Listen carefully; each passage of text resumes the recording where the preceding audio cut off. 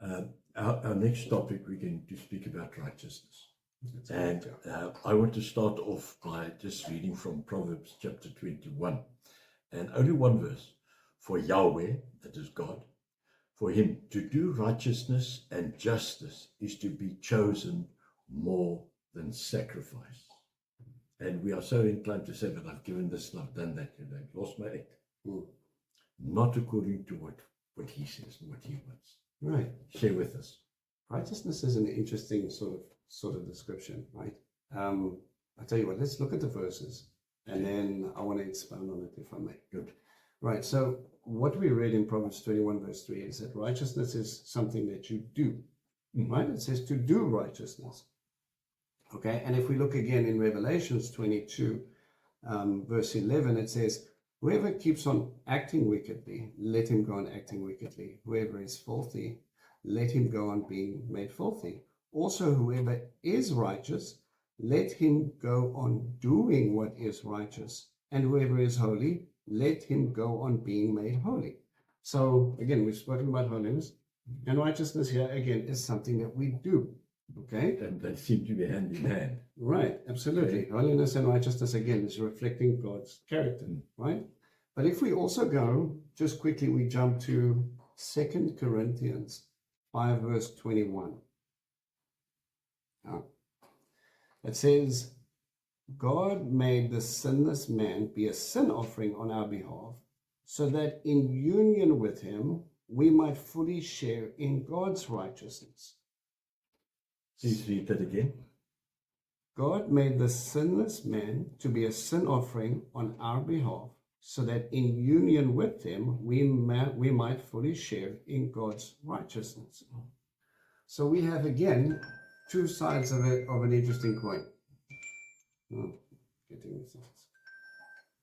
Is that when we start looking at righteousness, and we understand that we are we are made righteous by faith, but it's also because of our faith, again, that we practice righteousness.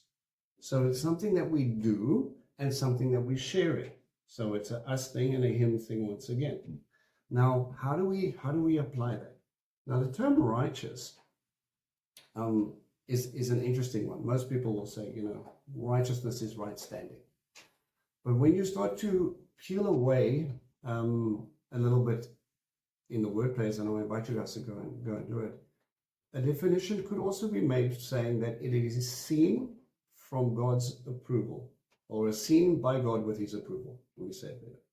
So when God looks at you, he goes, there we go, chop chop. You're reflecting me. You're practicing righteousness. Because I'm righteous, you are practicing that righteousness. It's what you do, but it's also because of your faith in Messiah. Okay, so I think I'm going to share a story with you. Once upon a time when we were walking through Israel, there's a walkway that as you make your way down to the Western Wall. And there are a few people that are a little less fortunate, and they sit along that walkway. And you don't really see many people begging in Israel. No. But on that little walkway, quite a few. You will see quite a number of them. And why do they choose to sit there? And what do they ask for? Do you remember? You guys have been. They want you to show your righteousness by doing righteous, by sacrificing to them. Exactly. They don't ask for, in Hebrew, the word kesef is money, or they don't ask for shekels. They say tzedakah. And that word tzedakah means righteousness. So when they're holding out their money, they're thinking, this is a righteous man going down, they call a righteous man a tzaddik, going down to pray, going to go spend time with the righteous Father, and because you are his son, or because you are his, then you will give some of the righteousness. So you're running around there and you see tzedakah, tzedakah, tzedakah, and they expect you, because they understand who you are, who you belong to be able to share in that blessing. Okay. Right. So it's an interesting one. It's not just, it's your faith that you receive, or through faith we are considered righteous, but at the same time, because of our faith, we do righteousness, and that impacts everyone else around us. Right? It's, again, the same as holiness. It's in the midst of these definitions, we need to understand that because of what Yeshua did for us on the cross, that he is making us, or he now looks at us because we've put our faith in God through Messiah, that he looks at us with approval and he goes, that's my son, that's my daughter. And when we live that out to the further extent, practicing our righteousness, it's again seen with approval by the King. I think it's so important for me that we have to realize that being a follower is an action. It is not a believe thing, it's a do thing. Yes, 100%. We have to walk the walk and not just talk the talk. Right. Amen. Can I share one more story? Yes. I think? There was, we were also walking around in Jerusalem. It's a funny one. And as we were walking down the main street, again going down into the old city, as we were walking, we generally walk past these places where they have a lot of bars and so on. And there's a couple of guys, and we're walking around, and most of us are wearing tzitzit at the time. And as we're walking through, these guys being very Middle Eastern, hey guys, come pull in, have a beer, come spend some time with us, we'll give you special rates, come in. And we say, no, thank you, we're going to the old city. And he keeps on pressing, and he keeps on pressing, and he keeps on pressing. And in the midst of that, someone shouts behind him, Sadiq, Sadiq, Sadiq.